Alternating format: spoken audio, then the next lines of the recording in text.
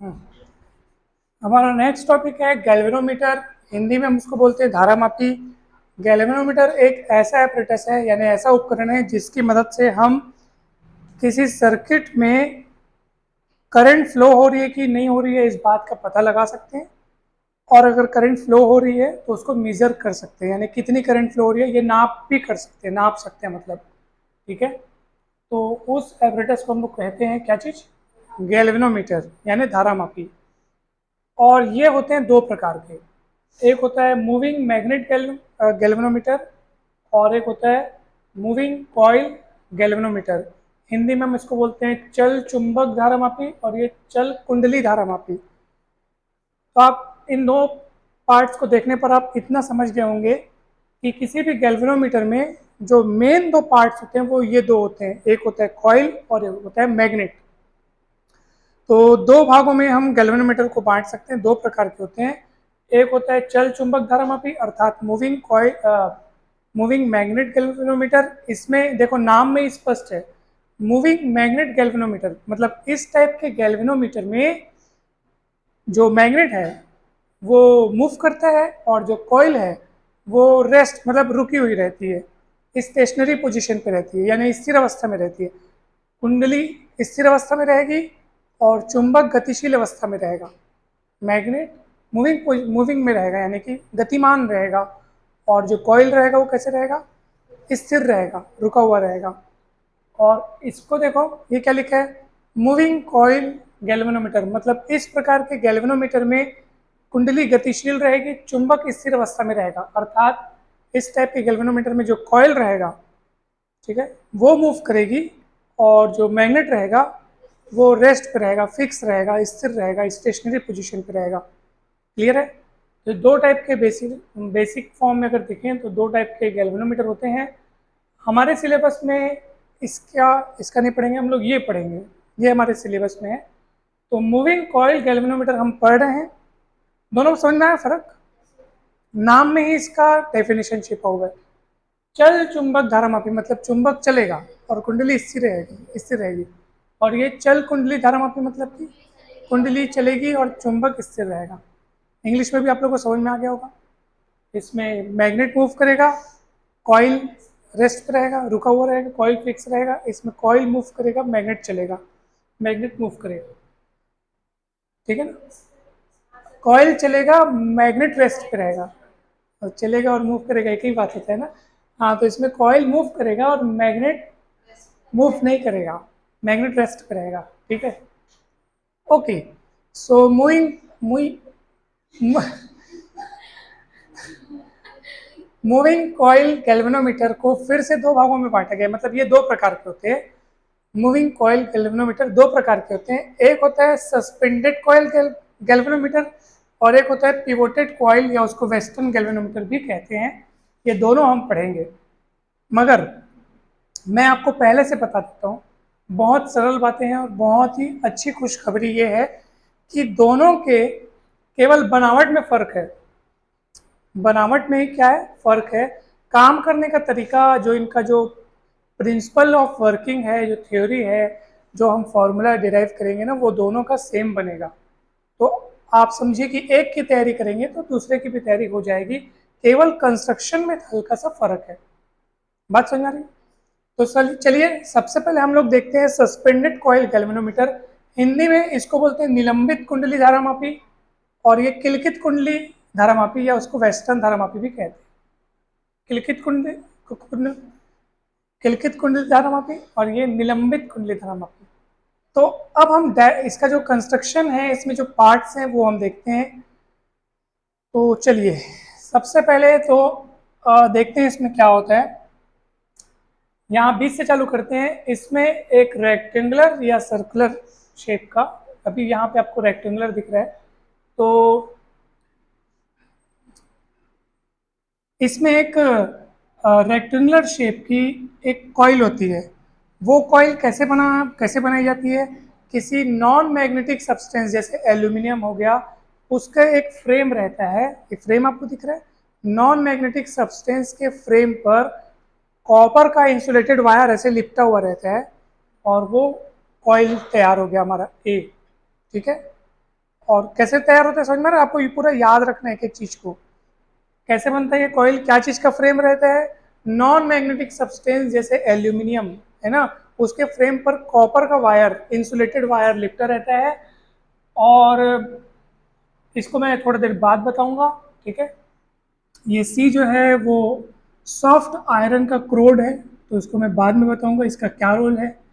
तो फिलहाल हम इसके बाद देखते हैं ये पूरे आर्मेचर को, यानी इस कॉइल को दो मैग्नेटिक पोल्स के बीच में रखा गया है, ठीक है। ये एन पोल और ये एस पोल, दो मैग्नेटिक पोल्स के बीच में इस कॉइल को रखा गया है, ठीक है, ताकि वहां से एन से एस की ओर इलेक्ट्रिक फील्ड लाइंस जा सके, ठीक है ना। ओके, अब अपन आगे बढ़ते हैं।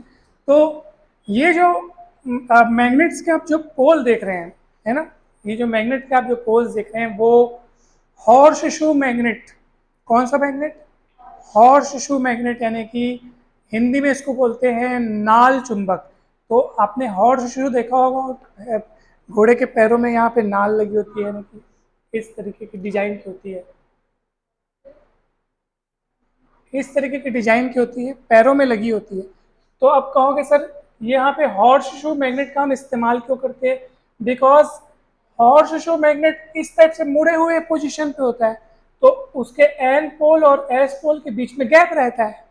तो ये वाला हिस्सा आपको भले नहीं दिख रहा, आपको केवल ये दिख रहा है और ये दिख रहा है, ये एन और ये एस, और ताकि बीच में जो गैप बन रहा है उसमें ये कॉइल रखा हुआ है। बात समझ में आ रहा है? ये हिस्सा आपको नहीं दिख रहा है।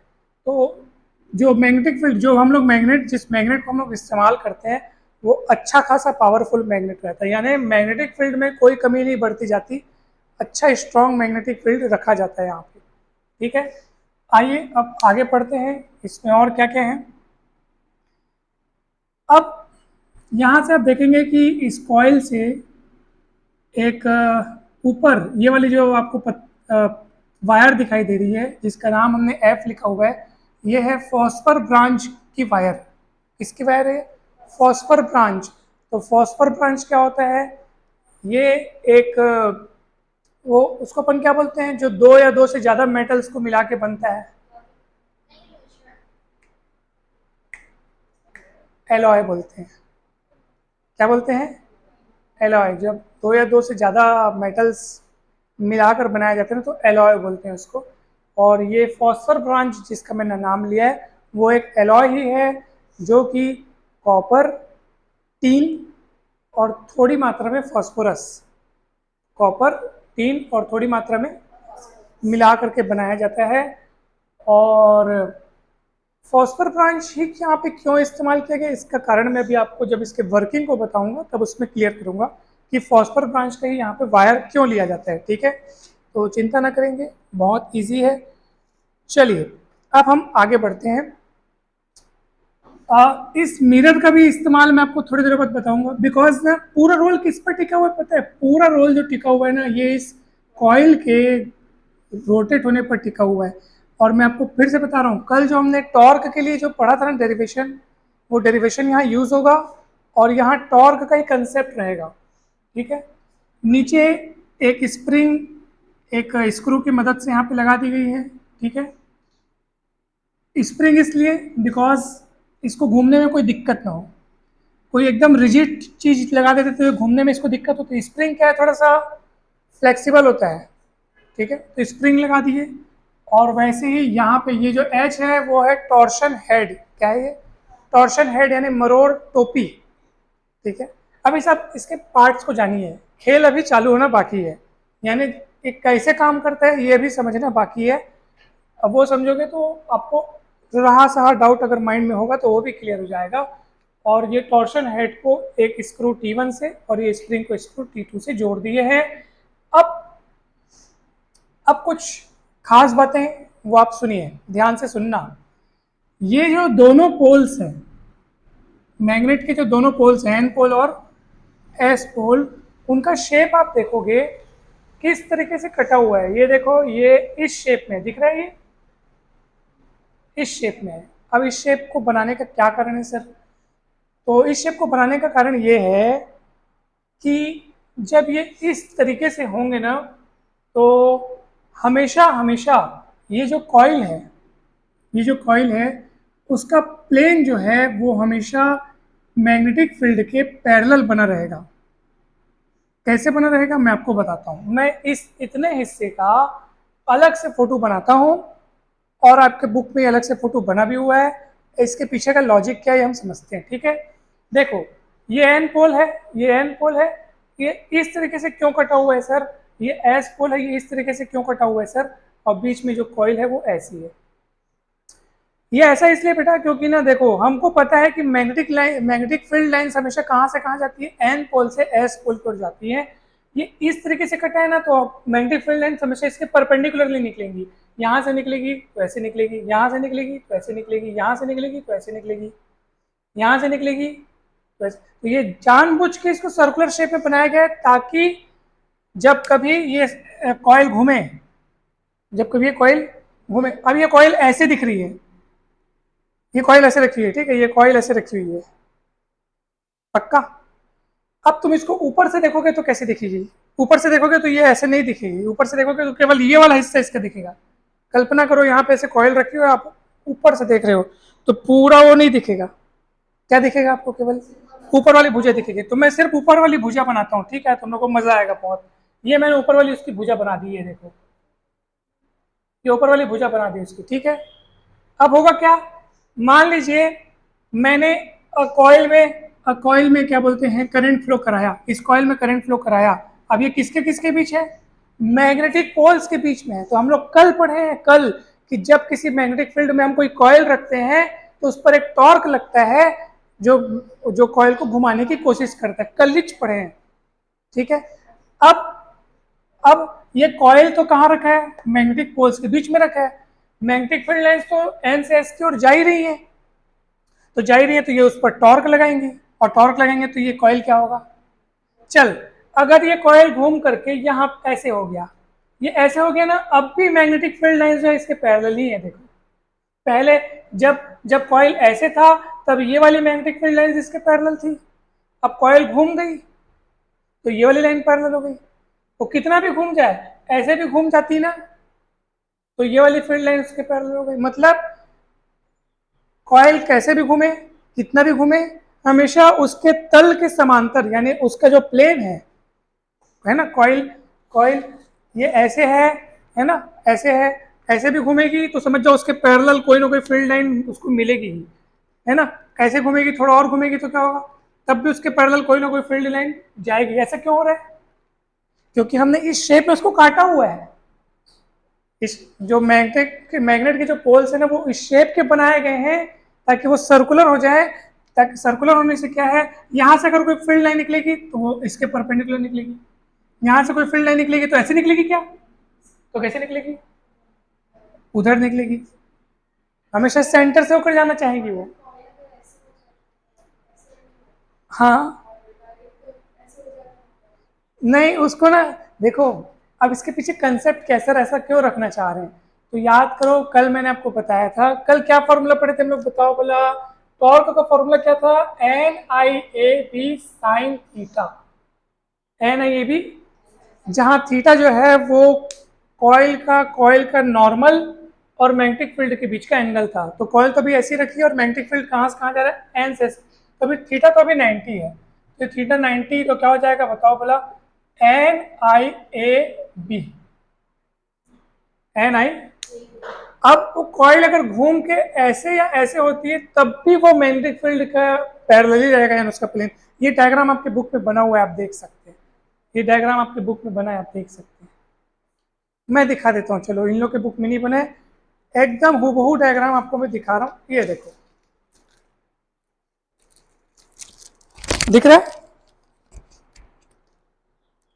ये कॉइल, कॉइल का कौन सा हिस्सा दिख रहा है आपको, क्योंकि आप इस कॉइल को कहाँ से देख रहे हो, ऊपर से देख रहे हो, ठीक है। तो कितना भी घूमेगी ना उसका जो प्लेन है वो मैग्नेटिक फील्ड लाइंस के पैरेलल ही रहेगा।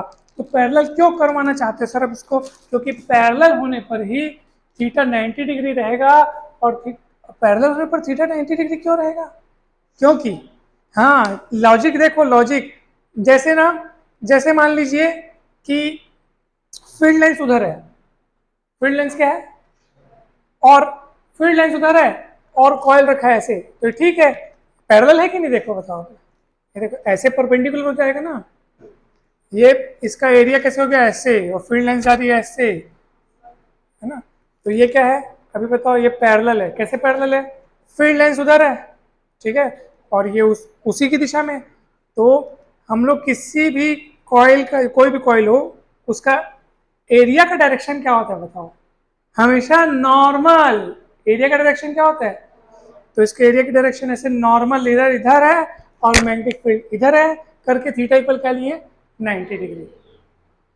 कॉइल देखो, मैं ये इतना डिटेल में इसलिए बता रहा हूँ क्योंकि तुम्हारे मन में ये डाउट मत हो कि सर पैरेलल भी बोल रहे हो फिर थीटा 90 क्यों बोल रहे हो, तो कॉइल पैरेलल रखा होगा ना, तो समझ जाओ कि उसका एरिया का डायरेक्शन ऐसे होगा, ऐसे होगा, किसी भी चीज के एरिया का डायरेक्शन किधर होता है, हमेशा उसके परपेंडिकुलर होता है। तो अगर कोई चीज, जैसे अगर ये कॉइल मैग्नेटिक फील्ड के पैरेलल रखी है, समझ जाओ इसका एरिया का डायरेक्शन मैग्नेटिक फील्ड से 90 डिग्री बनाएगा।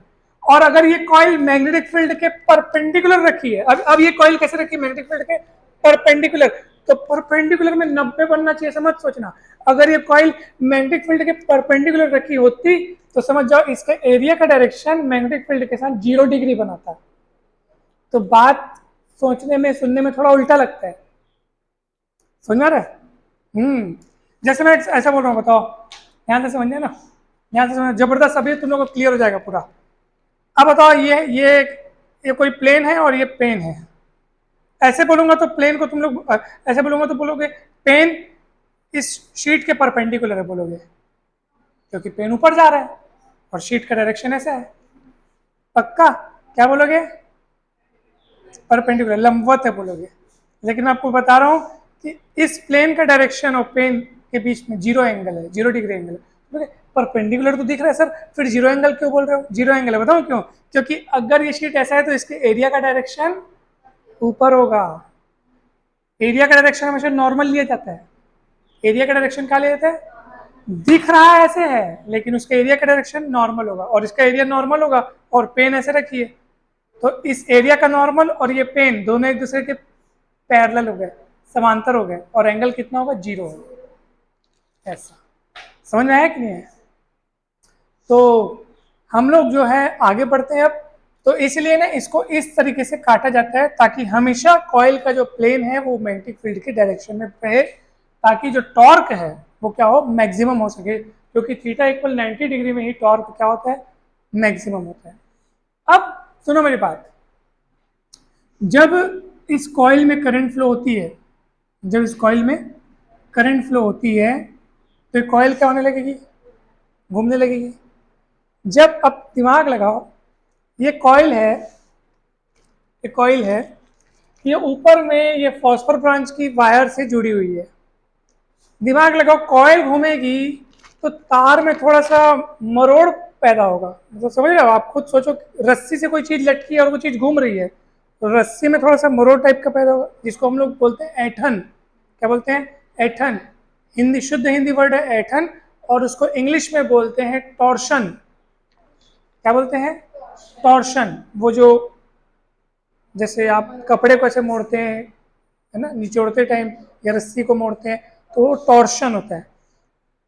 तो प्रश्न ये उठता है सर कि कॉइल घूम रही है, उधर फॉस्फर ब्रांच की जो पत्ती है या जो वायर है उसमें टॉर्शन प्रोड्यूस हो रहा है, टॉर्शन उत्पन्न हो रहा है, तो सीधी सी बात है, वो जो टॉर्शन हो रहा है वो उस कॉइल के मोशन का विरोध करेगा।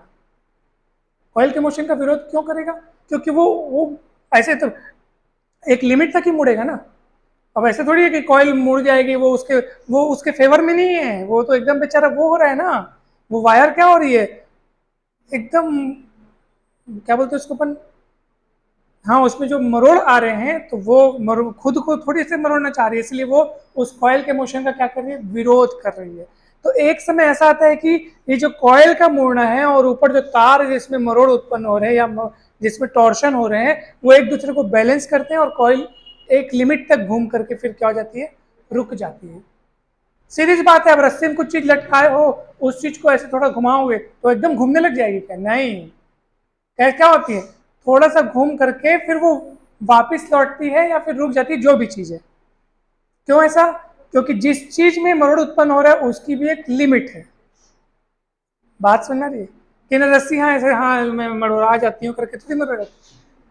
बात समझ में आ रही है ना? तो वो दोनों एक दूसरे को क्या करते हैं, बैलेंस करते हैं, बैलेंस पोजीशन में। तो कौन कौन बैलेंस करते हैं? एक तो इसका टॉर्क, जिसको अपन बोलेंगे डिफ्लेक्शन टॉर्क। क्या बोलेंगे? डिफ्लेक्शन टॉर्क, जो कि फॉर्मूला हमारे पास है। यहाँ theta always 90 degree, theta always, याद रखियो इस बात को। तो यहाँ पे आपको लिखना है इन बैलेंस पोजीशन जो डिफ्लेक्शन टॉर्क है वो किसके बराबर होगा? ये डिफ्लेक्शन टॉर्क मतलब इसका मुड़ना, किसका मुड़ना? इसका मुड़ना। वो किसको बैलेंस कर रहा है? उसके मरोड़ने को बैलेंस कर रहा है, यानी उसमें जो टॉर्शन उत्पन्न हो रहे हैं उसको वो बैलेंस कर रहा है। जिस हाँ अच्छा, एक और चीज, एक और चीज, जैसे मान लो तुम, हाँ स्प्रिंग, देखो स्प्रिंग से ये केवल जुड़ी हुई है। स्प्रिंग इसलिए ताकि इसको घूमने में कोई रोक टोक ना हो। नहीं नहीं, स्प्रिंग तो बंद ही है ना बिट्टू, स्प्रिंग घूमता नहीं है। हाँ कॉइल घूमता है, तो स्प्रिंग थोड़ा सा खिंचा सकता है, टेंशन आ सकता है, बस और कुछ नहीं। बाकी मेन रोल तो इसका है। अच्छा एक और चीज, जैसे मैं बोल रहा हूँ कि जैसे हम कोई रस्सी से कोई चीज बंधी है और तुम ऐसे घुमाए, क्या होता है फिर? वो थोड़ा सा घुमा के छोड़ दिए, थोड़ा सा घुमा के छोड़ दिए, उसके बाद क्या होता है? रिवर्स। वो रिवर्स क्यों होता है? रिवर्स क्यों होता है? क्यों बताऊं? क्योंकि उसके घूमने से रस्सी पे मरोड़ आया है, और रस्सी खुद चाहती है कि जो मेरे में मरोड़ आया है वो दूर हो सके। वो मरोड़ी हुई अवस्था में या मरोड़ी कंडीशन में नहीं रहना चाहती, तो वो वापस क्या होना चाहती है? हाँ, तो सीधा होना चाहती है। तो वो क्या करेगी? नीचे वाली चीज जिसको हमने मोड़ा है उसको वापस मोड़ना चाहेगी, यानी कि खुद एक ताकत लगाएगी। समझ में आ रहा है? तो उसकी ताकत को बोलते हैं रिस्टोरिंग टॉर्क। क्या बोलते हैं? रिस्टोरिंग मतलब अपनी पहले जैसी अवस्था में लौटने की कोशिश करना। ठीक है, रिस्टोरिंग टॉर्क। और ये दोनों एक दूसरे को बैलेंस करेंगे, रिस्टोरिंग टॉर्क। तो डिफ्लेक्शन टॉर्क का फॉर्मूला वही होगा, एन आई ए बी। ठीक है, और रिस्टोरिंग टॉर्क, मान लीजिए एक बात की बात, मतलब ये दोनों एक दूसरे के ना डायरेक्टली प्रोपोर्शनल होते हैं, दोनों एक दूसरे के डायरेक्टली प्रोपोर्शनल हमको लेना है। ठीक है, यहाँ पे एक क्या बोलते हैं, डायरेक्ट इक्वल करके ले लेते हैं, चलो इक्वल करके। तो डिफ्लेक्शन टॉर्क हो गया एन आई ए बी, यह कल हम लोग डिराइव किए थे। और जो रिस्टोरिंग टॉर्क है वो हो जाएगा के फाई। फाई क्या है?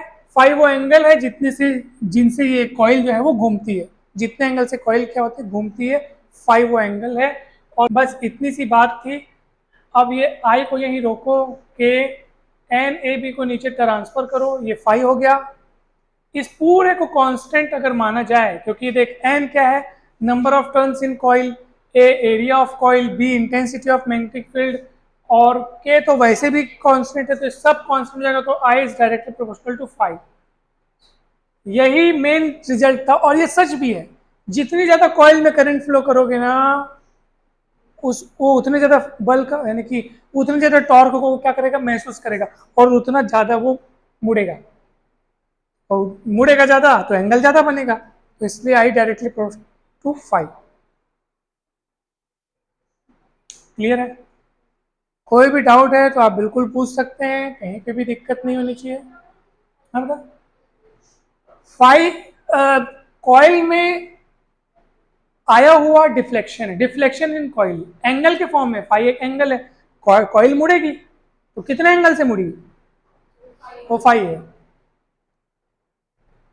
कॉइल पर टॉर्क लगेगा, टॉर्क अर्थात बल युग्म का गुण लगेगा, तो वो मुड़ेगी, तो जितने एंगल से मुड़ी वो फाई है। और जितनी ये मुड़ेगी उतना ऊपर मरोड़, यानी कि टॉर्शन आएगा। समझ में? तो फिर दोनों एक दूसरे को बैलेंस करेंगे, क्योंकि वो जो टॉर्शन आया ना वो वापस कॉइल को ऐसे उल्टा घुमाने में मदद करता है या उल्टा घुमाने के लिए प्रवृत्त करता है, टेंडेंसी उसकी ऐसी होती है, टेंडेंसी। ठीक है, ओके। सो ये इसका प्रिंसिपल खत्म हो गया बिल्कुल। और बताओ समझ में आया कि नहीं, बताओ। अच्छा बताओ, ये जो टॉर्शन या फॉस्फोर ब्रांच की जो वायर में जो टॉर्शन आता है, वो कुंडली यानी कि कॉइल, ये जो कॉइल है उस कॉइल के घूमने का फेवर करता है कि अपोज करता है? अपोज करता है। ऑब्वियस सी बात है, अपोज करेगा तभी तो वो कॉइल रुक जाएगी ना। रस्सी में कोई चीज लटकाया हो, आप उसको घुमाओगे तो रस्सी अगर उसका फेवर करती तो उसको घूमने देती, घूमने नहीं देती है, एक समय बाद रोक देती है, रोक के उसको वापस घुमाने की कोशिश करती है ताकि उसका जो टॉर्शन है वो वापस हटने लगे। होता है ना ऐसा, घुमा छोड़ दिए वापस घूमता है ताकि उसका टॉर्शन हटने लग जाए। अब ये सी का रोल में अभी तक आपको बताया नहीं था, वो मैं बता रहा हूँ। सी जो है वो सॉफ्ट आयरन का एक कोर है, हिंदी में इसको क्रोड बोलते हैं। वो इसलिए बिकॉज सॉफ्ट आयरन है, तो मैग्नेटिक लाइंस तो आयरन में से होकर गुजरना चाहती है। यानी आयरन के रखने से क्या है, इसके इसके पीछे कारण ये है कि ज्यादा से ज्यादा मैग्नेटिक फील्ड लाइंस यहाँ से होकर जाना चाहेंगी। ये खींचता है ना उसको, लोहा है तो मैग्नेट को तो अट्रैक्ट करेगा, तो बहुत सारी फील्ड लाइंस को अट्रैक्ट करता है जिससे इस कॉइल से होकर ज्यादा से ज्यादा मैग्नेटिक फील्ड लाइन जाती है। समझ में आ रहा है? तो ज्यादा से ज्यादा जाएंगी तो जल्दी मुड़ेगा, ज्यादा मुड़ेगा। समझ में आ रहा है? तो ये है मेन कंसेप्ट, इसके लिए वही था। क्लियर हुआ? कोई भी डाउट हो तो पूछो। ठीक है, ओके।